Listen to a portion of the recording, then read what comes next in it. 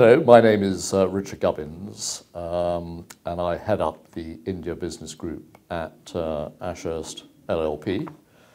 My firm has been involved with India for the past 20 years, and today I'm attending the Global Wealth Management Conclave 2014, which has been organised very successfully by India Inc.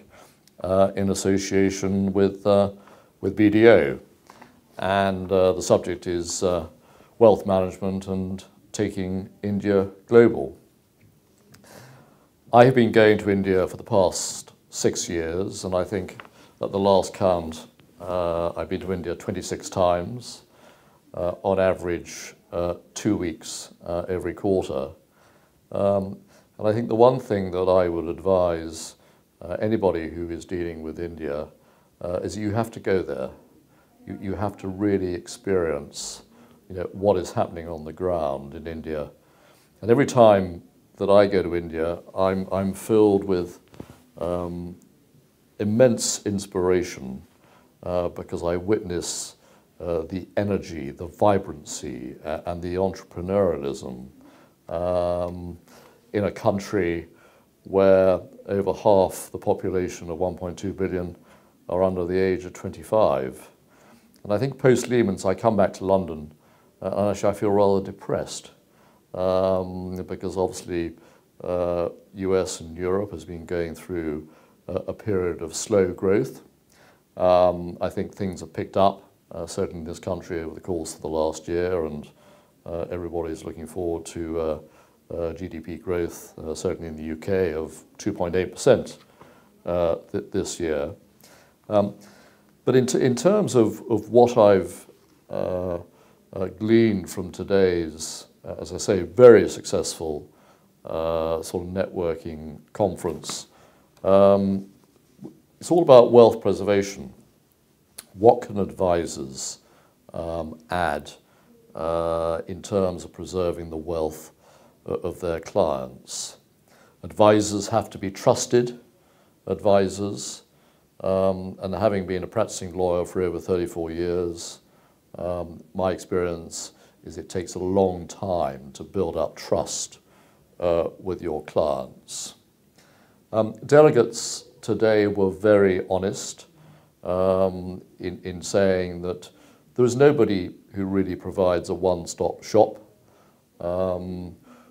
Wealthy clients, wealthy Indians, they want to go to one trusted advisor, but no trusted advisor can provide a one-stop shop. What does that mean? That means that advisors have to work together. Advisors have to be honest. If you don't have or you cannot provide the relevant expertise, then being a trusted advisor, you have to introduce your client who is an expert in a particular field, who can provide the necessary expertise.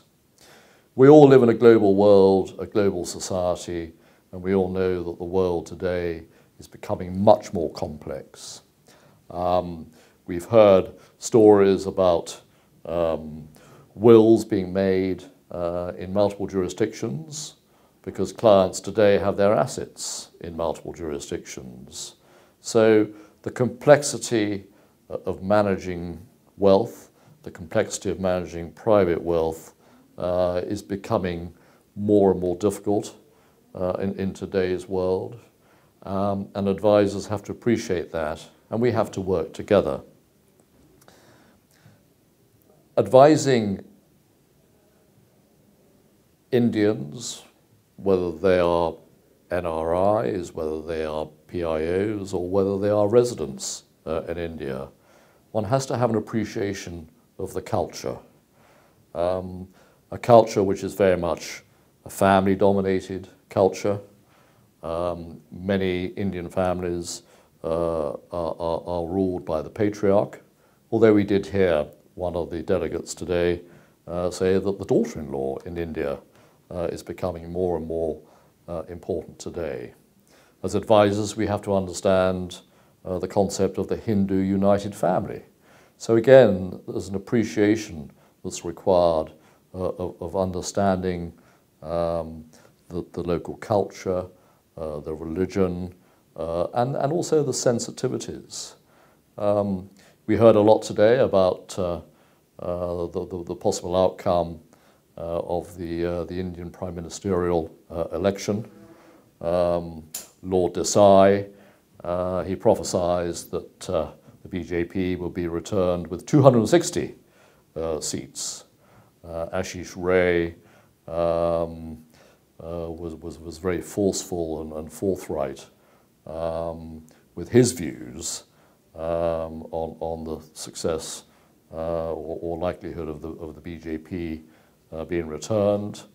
And I think the one thing for me, just to sum up, was that there were two speakers, Karen Bilamoria and Arap Ganguly, and I think they made the very pertinent point that if Modi is returned as the Prime Minister of India, he is a very business-savvy minister. He's very pro-business, and I think that will be good news for India, and I think that will be good news for the high net worth individuals in India who we are all seeking to advise.